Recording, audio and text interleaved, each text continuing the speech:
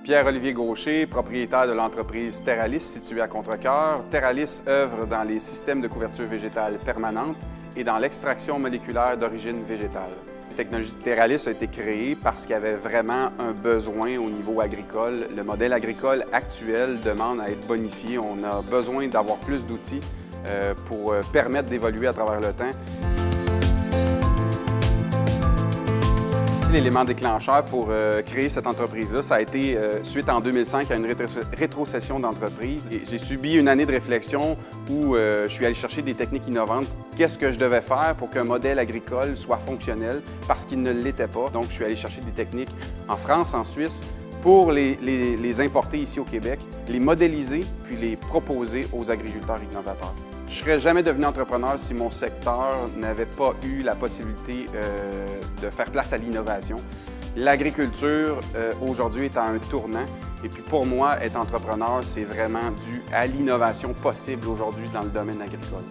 Pour moi, les valeurs entrepreneuriales importantes me viennent probablement de là où je viens, mon enfance, les valeurs familiales. Puis en fait, j'ai décidé d'incorporer ces valeurs-là au sein même de l'entreprise parce que Terralis a aussi créé un consortium d'agriculteurs, 24 agriculteurs qui innovent, qui mettent d'avant-plan ces techniques-là sur leur entreprise, sur leur exploitation agricole.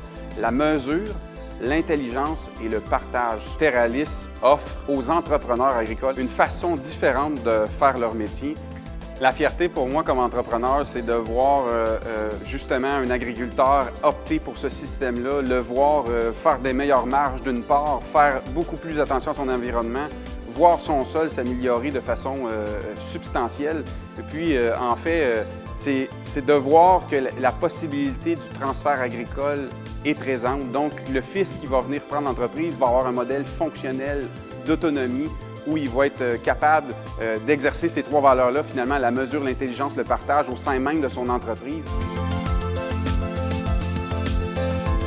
Bien, le développement durable est au cœur de l'entreprise parce que les systèmes de couverture végétale s'attachent à reproduire la science de l'écologie, les écosystèmes cultivés, bonifier les sols, diminuer le machinisme, diminuer l'empreinte environnementale par la diminution justement des engrais, des pesticides et augmenter la vie du sol fait en sorte que le développement durable est là et présent.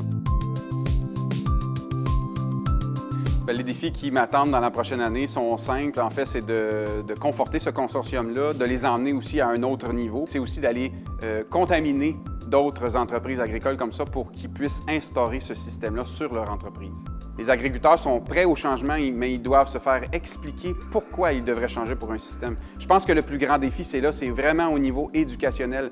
Pour être entrepreneur, c'est évident qu'il faut être très persévérant, mais aussi il faut avoir une grande vivacité d'esprit parce qu'il faut être rapide. L'idée, c'est plus vrai qu'elle dure 20 ans. Il faut être continuellement dans l'innovation, dans le changement.